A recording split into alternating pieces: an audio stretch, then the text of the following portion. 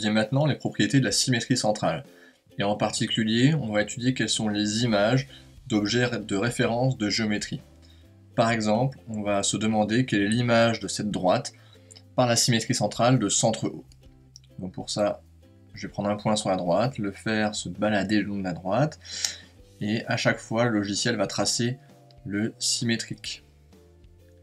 Donc, on voit bien que je pourrais continuer vers le haut de mon écran, et donc l'image descendrait encore.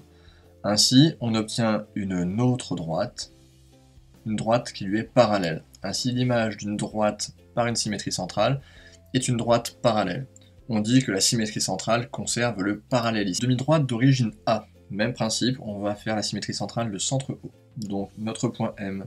Si on se rapproche de l'origine de la demi-droite, donc on a une figure qui apparaît, il est évident que je ne pourrai pas descendre plus bas, puisque je suis à l'origine de ma demi-droite, et pareil, l'image obtenue ne pourra pas aller plus haut vers l'écran.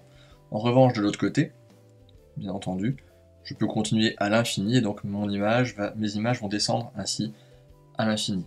Donc l'image d'une demi-droite par une symétrie centrale est une demi-droite, et l'origine de la demi-droite image correspond à l'image de l'origine de la droite de départ. On s'intéresse maintenant au symétrique d'un segment.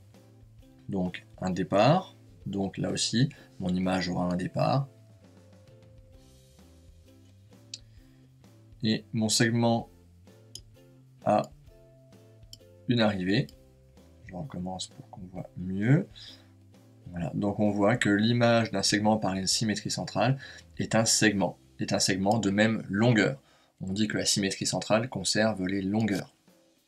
Ensuite, si on s'intéresse à la symétrie centrale d'un cercle, donc on va obtenir là encore un cercle, d'accord, de même rayon, et il se trouve que le centre du cercle image, eh bien, ce sera l'image du centre du cercle par la symétrie centrale de centre O.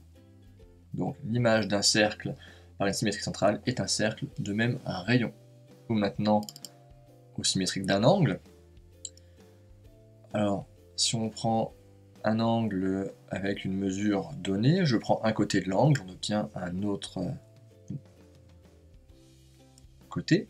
C'est évident parce qu'en fait, chacun des côtés de l'angle est une demi-droite.